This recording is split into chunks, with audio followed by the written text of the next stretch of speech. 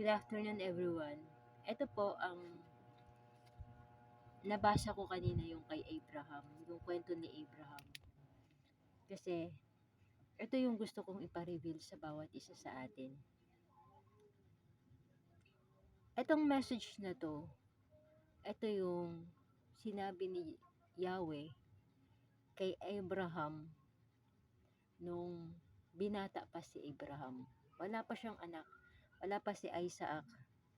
Hindi pa pinapanganak si Isaac, subalit nangusap na si Lord kay Abraham kung ano ang gagawin niya sa lahi ni Abraham. At ano yung pangungusap ng Panginoon? Dito sa Genesis 15 verse 12. Nang lumubog na ang araw, nakatulog ng mahimbing si Abraham. Nilukuban siya ng isang nakakapangilabot na kadiliman. Sinabi ni Yahweh, ang iyong mga anak at apo ay mangingibang bayan at magiging alipin doon sa loob ng 400 taon. Ngunit paparusahan ko ang bansang aalipin sa kanila. At pag alis nila roon ay marami silang kayamanang madadala. Pahahabain ko ang iyong buhay, mamamatay at ililibing kang payapa. Daraan muna ang 4 na salinlahi bago sila makabalik dito, sapagkat hindi ko muna paparusahan ang Amoryo hanggang maging sukdulan ang kanilang kasamaan. So,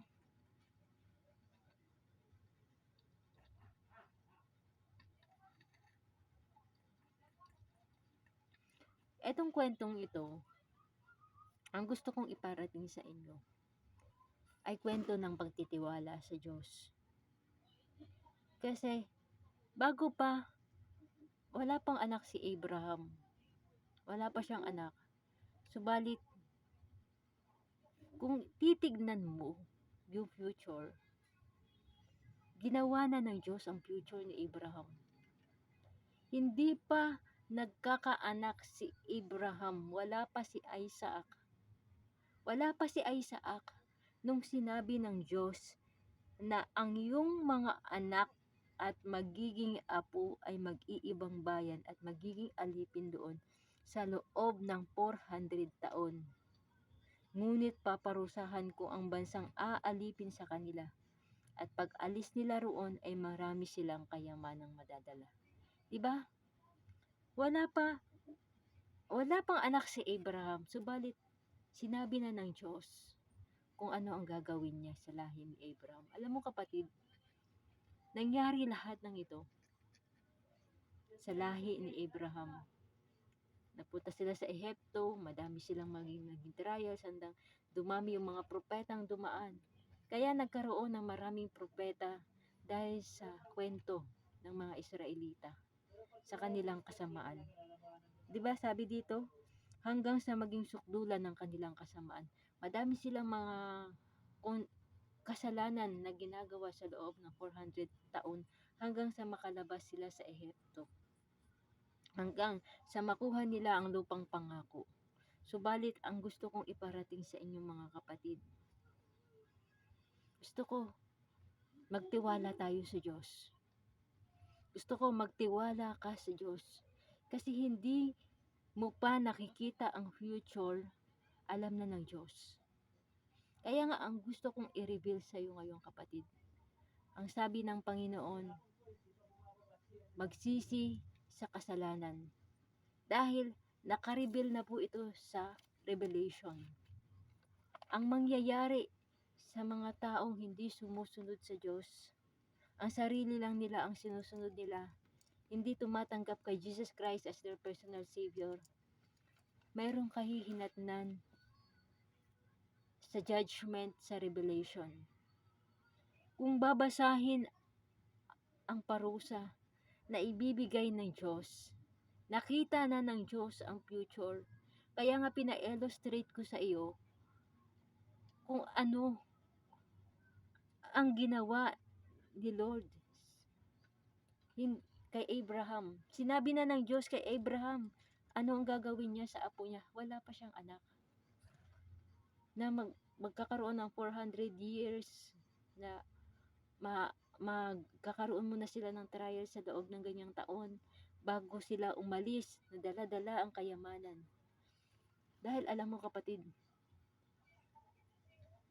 gusto ng Panginoon na magkaroon tayo magandang future. Kaya nga, ang mga anak ng Diyos, ang salita ng Diyos, ay paalala sa atin sa darating na future. Na ang sabi sa Revelation, magkakaroon ng isang pagdurusa ang lahat ng hindi nagsisi sa kanilang kasalanan. Nire-reflect ko lang ito sa future na hindi pa natin nakita subalit nakita na ng Diyos. Kaya nga sabi sa Revelation 22, at sinabi ni Jesus, makinig kayo, darating ako, dala ko ang gantimpalang ibibigay sa bawat isa ayon sa kanyang ginawa. Kaya nga ang gusto kong iparating sa inyo, yung sinabi ni Jesus Christ, na makinig kayo, darating siya. Hindi pa natin nakita pero nakita na ng Diyos kung paano niya gagawin ang future. Nakita na ng Diyos kung paano natalo si Satanas. Nakita na ng Diyos kung sino yung mga maliligtas at hindi. Nakita na ng Diyos kung sino yung magsisisi at hindi. Nakita na ng Diyos kung sino ang gagamitin niya sa mga huling araw. Nakita na ng Diyos yung mga bituin na mahuhulog. Nakita na ng Diyos lahat ng mga tribulation na mangyayari. At ang gusto kong mangyari sa iyo kapatid, hindi pa nakita ng iyong mata, alam na ng Diyos kung anong mangyayari. Ngayon, kung alam ng Diyos ang mangyayari, alam na ng Diyos lahat ng mangyayari, bakit hindi tayo lumapit sa Diyos at patuloy na magtiwala? Bakit pa natin iiwan? Bakit pa natin pipiliin lumayo sa Diyos? Bakit pa natin pipiliin magkasala at hindi magsisi? Alam ng Diyos ang lahat. Kaya nga nagpapaalala ang Diyos na repent, for the kingdom of God is near. Repent, magsisi, repent, mahal ka ng Diyos, mahal ka ng Diyos, mahal ka ng Diyos.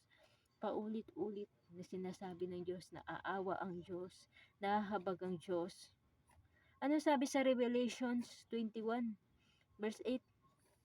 Subalit malagim ang kasasapitan ng mga duwag, mga taksil, mga nagpasasa sa kasuklam-suklam na kahalayan ng mga mamamatay tao, mga nakikiapid, mangkukulam, mga sumasamba sa Diyos-Diyosan, at lahat ng sinungaling, ang magiging bahagi nila ay sa lawa ng nagliliyab na asupre at ito ang pangalawang kamatayan. Alam na ng Diyos.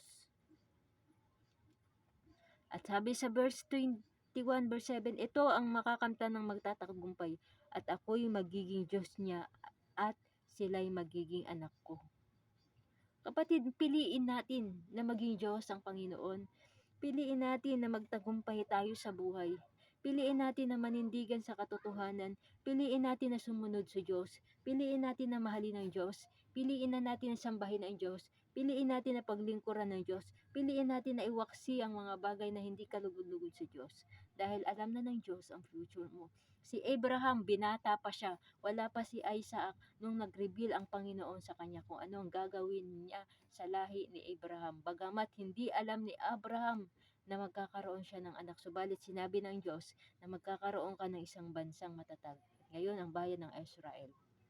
Kapatid, manalangin tayo. Lord, dalangin ko na patuloy po kami magtiwala sa iyo sa lahat ng sitwasyon ng aming buhay. Ikaw ang Diyos na mag-reveal ng katotohanan sa amin.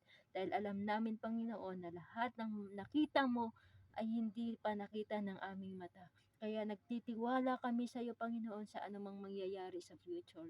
Thank you, Lord. In Jesus' name I pray. Amen. God bless you.